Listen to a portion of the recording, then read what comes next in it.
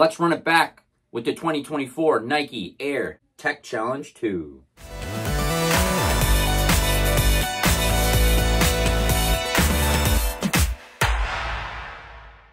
Welcome back to the channel, and if you haven't already, why don't you hit that subscribe button. Originally released in 1990, the Nike Air Tech Challenge 2 Lava is back in its original form and looks better than ever. If you don't have any knowledge on the Nike Air Tech Challenge 2, please take a look at my previous videos I have on the Andre Agassi line, as well as the Air Tech Challenge 2. Like I said, this model was originally released in 1990 and worn on the feet of Andre Agassi, especially during the 1990 French Open in his competition versus Pete Sampras. I originally had the 1990 version when I was a kid, seen in these photos here of me riding my bike wearing the Nike Tech Challenge 2 Lava. The Nike Tech Challenge 2 Lava is in my top 3 favorite shoes of all time. Coincidentally, my favorite shoes of all time are designed by the legendary Tinker Hatfield, the Air Jordan 4, the Nike Tech Challenge 2, and the Trainer 3, which weirdly all have the plastic wings on the side. Recently, I got a chance to meet Tinker Hatfield down in Portland, and I had some questions when I met him, because I wanted to know what was his design concept for the wing, because from 1989 to 1990, there was models of shoes designed by him which had the plastic wing. And I got to talk to Tinker Hatfield and get his insight on it.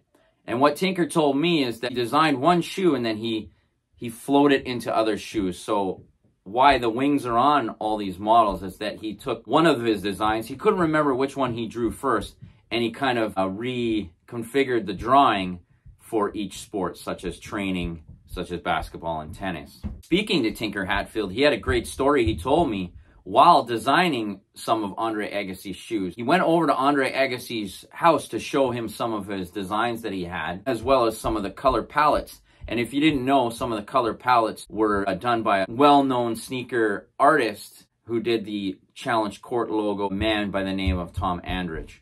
And if you don't know Tom Andrich, you can see his work. One of the greatest logos that Nike's ever done, the Challenge Court logo. But back to the story, Tinker Hatfield went to Andre Agassi's house to show some product.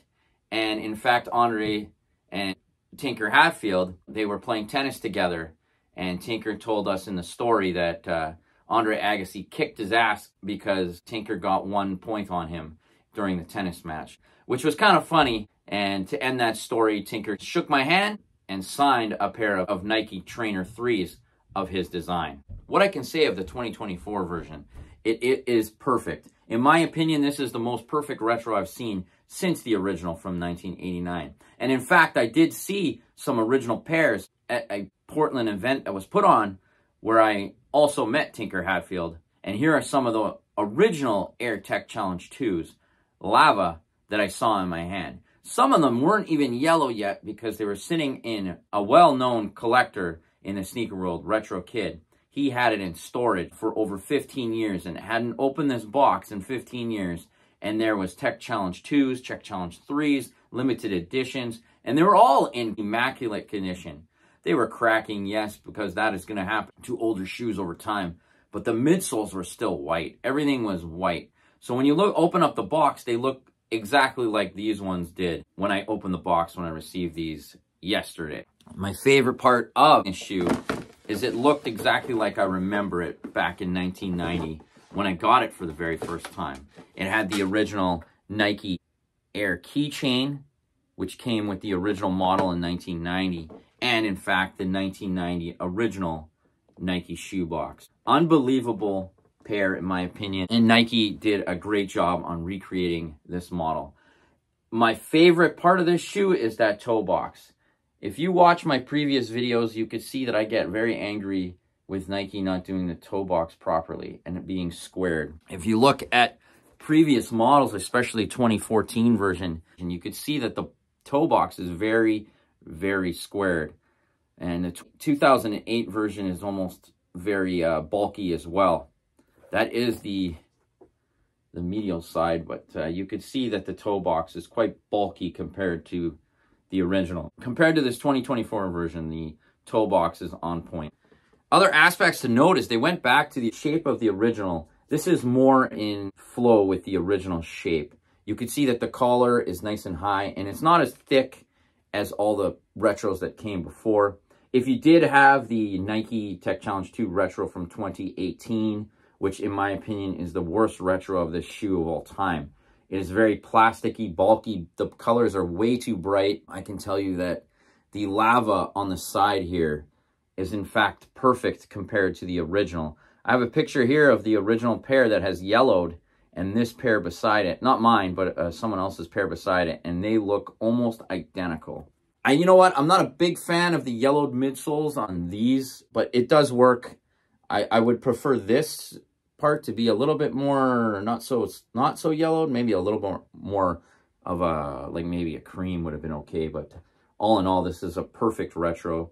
The leather panels, the cuts, everything on this shoe is 2 point. That original Nike Challenge Court logo designed by Tom Andrich on the tongue.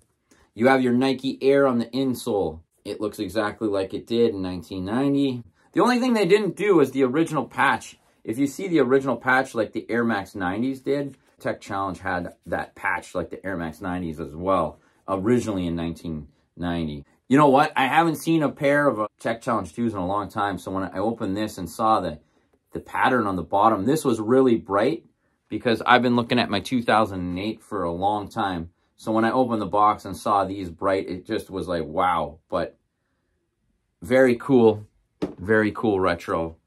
And this is definitely a shoe that's going straight to feet. Maybe I'll show a couple more photos from the event with Tinker Hatfield signing other people's footwear. I will make another video on that whole event that went down. One of the most mind-bending, mind-blowing experiences I've ever been on. I got to meet Wilson Smith, who's a designer of the later models of the Andre Agassi line. I also got to meet Aaron Cooper, who I could tell you right now is the nicest person on the planet. He designed models such as the Air Pippin 2 and other models. And he also has a new brand out called the Equals brand. But we'll talk about those products in another video. What do you guys all think about the 2024 retro? Is it as perfect in your eyes as it is in mine? I can tell you right now, I am happy with the quality of this one. Spending that 190 Canadian price tag and having the shoe look exactly like I remember it from 1990 in the original box with the original hang tag, with everything on point to the original and way better than that 2019 release. I'm happy with it. I love the lava splatters. I love everything about this shoe because it brings memories back to me as a kid. I can wear it as an adult now, feel like I did as a kid. It's great to see these shoes come back out of the vault. Now, there are some other shoes in the vault, which I spoke to some of those people down in Oregon and be like, listen, we need these out. So hopefully my word gets out and we see certain models like the Air Force 180, high or mid. It was great to be down there. And let me know in the comments below what you guys think of the Nike Air Tech Challenge 2 Lava. And I can't wait for the other colors to release this year. The white, pink, gray, which originally was a woman's colorway, or the clay version that was originally worn by John McEnroe. Or even if we get the Pixel again, I wouldn't mind a better version of the Pixel version of the Air Tech Challenge 2. Well, that's it for me today. And until next time,